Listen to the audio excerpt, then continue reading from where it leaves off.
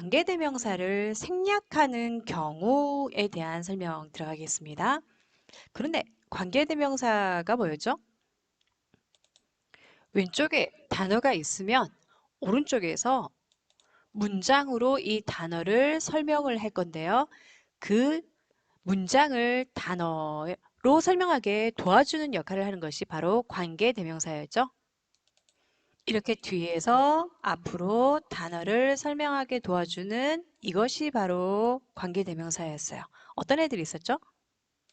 앞에 단어가 사람이면 who였고요. 사람이 아니면 which. 사람이 아니라는 게 무슨 말이에요? 물건일 수도 있고 책상, 의자 또는 눈에 안 보이는 공기, 지구 이런 것일 수도 있고 아니면 사람이 추상적으로 생각하는 용기, 희망, 아름다움 이런 단어들도 사람이 아닌 것은 전부 다 which에 속합니다. 그리고 또 하나요. 사람이든 사람이 아니든 그 단어에 상관없이 that도 쓸 수가 있었어요. 그런데 이 관계대명사가 어떨 땐 생략을 할 수 있고 어떨 땐 생략이 안 되는 경우가 있어요. 한번 예문을 볼까요? 두 가지의 예시가 있는데요. 처음 거는요. The eraser my mom bought me 라고 되어 있네요. 중간에 자, The eraser과 뒤에 있는 나의 엄마가 나에게 사줬어 라는 문장 형태를 자, 어떤 단어가 뒤에서 어떻게 보면 설명을 해주기 위해서 뭐가 필요하죠? eraser, 사람인가요? 아니죠. 그러면 이 관계대명사가 들어갈 부분에 뭐가 들어가야 되죠? 그렇죠. which죠. 문장을 보니까 나의 엄마가 문장의 주인인 주어가 있고요. 그 다음에 bought, 샀다 라는 동사가 보여요. 문장이라는 건 뭐예요? 항상 문장 하면은 주어, 동사, 주어, 문장의 주인의 어떤 행동, 동작이 보이는 주어, 동사가 보여야 돼요. 나는 먹었다. 그녀는 갔다. 어쨌든 뒤에 주어 동사라는 게 하나의 문장을 이루는 가장 핵심 요소인데 밑에 보니까 아래 문장은 뭐예요? is waiting. 비동사 ing 뭐뭐 하고 있다죠. 현재 진행형이에요. is waiting. 기다리고 있다. for 누구누구를 할 때 wait는 뭐뭐를 할 때 꼭 for이 와요. her mom. 그녀의 엄마를 기다리고 있다. 지금 주어가 보인가요? 주어가 없죠. 동사밖에 없어요. 뒤에 문장으로 앞에 the kid를 설명하려고 그러는데 그 I라는 단어를 설명하려고 그러는데 주어 동사가 아닌 동사로만 이루어진 문장, 주어가 생략되어 있는 문장이죠. 자, 어쨌든 여기에 관계대명사 뭐가 와야 되죠? kid, I라는 건 사람이죠. 사람에 속해요. 그러면 which가 아니고 who가 오죠. 밑에 문장에서는 엄밀히 말하자면은 waiting이라는 단어는 형용사에 속해요. wait, 기다리다를 ing를 붙여서 기다리고 있는으로 바뀐 형태거든요. 동사에 ing가 붙으면요. 뭐뭐 하고 있는 뜻으로 바뀌어요. 그래서 어떻게 보면 엄밀히 말하자면은 여기 있는 is가 동사예요. 어쨌든 동사밖에 없어요. 둘 중에 두 가지 중에 하나는 관계대명사가 생략이 가능합니다. 어떤 문장일까요? 네. 위의 문장 which는요. 생략이 이렇게 가능합니다. 완벽한 주어 동사로 이루어진 그러한 문장 형태가 와 있기 때문에 which가 없어도 하나의 명사 뒤에가 주어 동사로 이루어지는 완전한 문장이 오면 관계대명사가 이렇게 이루어지는 문장이구나.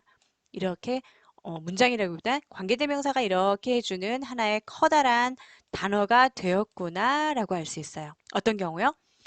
단어, 명사 단어 뒤에 문장이 오는 경우에 관계대명사가 생략이 되어 있구나 라고 알아채야 돼요. 밑에서는요. the kid 다음에 여기 뒤에서는요. 주어 동사 문장 형태가 와야 되는데 주어가 생략되어 있는 경우이기 때문에 이 who가 어떻게 보면 주어의 역할을 해서 뒤에 문장으로 이루어져야 돼요. 그래서 얘가 어떻게 보면 주어 역할을 해주고요.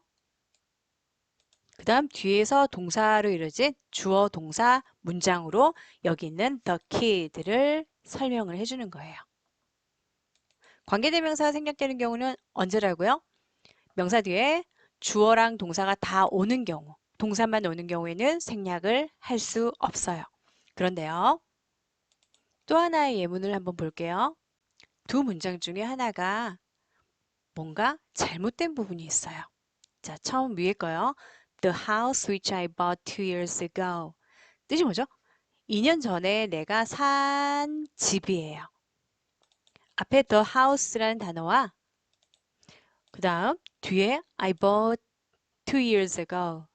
2년 전에 내가 샀다 라는 문장이 지금 합해져 있죠. 밑에 거는요. The house, 집이라는 단어와 내가 I have lived. 살아왔어요, 쭉. For 2 years, 2년 동안 살아왔던 집이에요. 자, 두 가지 중에 하나는 어색한 문장이에요. 문법적으로 잘못된 문장이에요. 어떤 것일까요? 두 개의 표현 중에서 어느 것이 잘못됐을까요? 자, 두 개를 각각 관계대명사로 이어지기 전의 상태로 한번 따로따로 나눠볼게요. 위에 거 먼저 한번 나눠볼까요? 단어 the house와 문장 I bought the house 2 years ago 였죠. 단어와 문장이 분리되거나 합해지는 방법은 제가 관계대명사 설명할 때 했었고요. 잘 모르겠으면 다시 한번 참고를 하세요.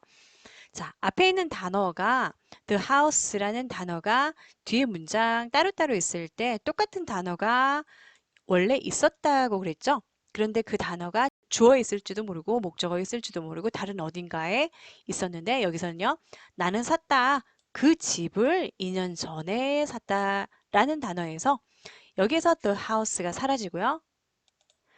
얘가 사라지면서 관계대명사로 변해서 여기에서 관계대명사 which로 변해서 이렇게 문장과 단어를 이어준 거다라고 제가 설명했었어요. 그래서 내가 2년 전에 산 집이 된 거예요. 그럼 밑에 거 볼까요? 아래의 표현은요. 어떻게 두 개로 나눠지죠? The house 그리고 이 the house가 뒤에 문장에 원래 있었던 상태는요.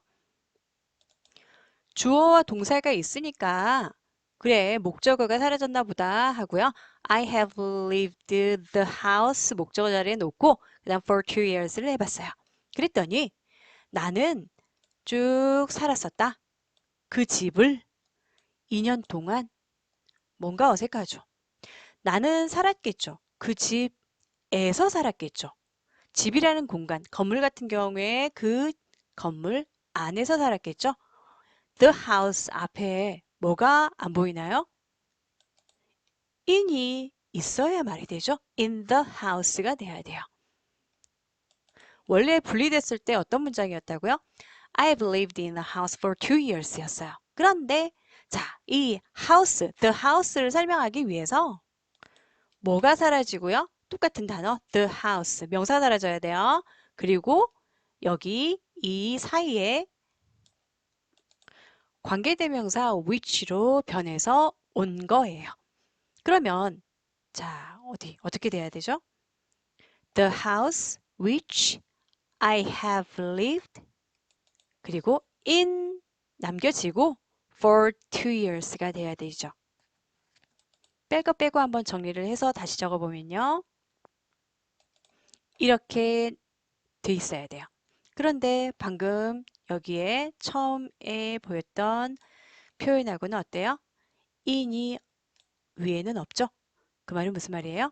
in이 반드시 적혀져야 되는데 적혀지지 않은 틀린 표현이란 뜻이에요. 자, 여기까지 설명했던 이유가 뭐냐 도대체. 관계대명사를 생략하는 경우에 대해서 지금 설명을 하고 있죠. 관계대명사는 언제 생략이 가능하다고 그랬죠?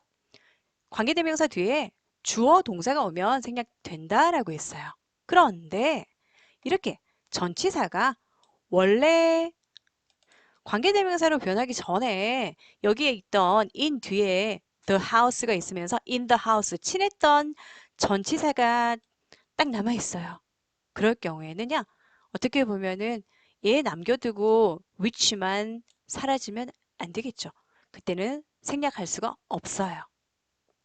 원래 친했던 전치사를 남겨두고는 관계대명사를 아무리 뒤에 주어 동사가 오더라도 생략 불가능하다. 그럴 경우가 주로 보면은 장소라든지 도구라든지 뭐 어떤 재료라든지 그러한 경우가 굉장히 많아요. 그러한 표현들을 한번 예를 들어보면요. Give me the pencil which I will write with가 붙었죠? 나에게 주세요. 내가 적을 연필을.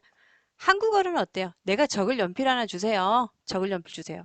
별 차이가 없죠? 뭐 아무 이상이 없어 보여요. 그런데 영어는요. with를 붙여줘야 돼요.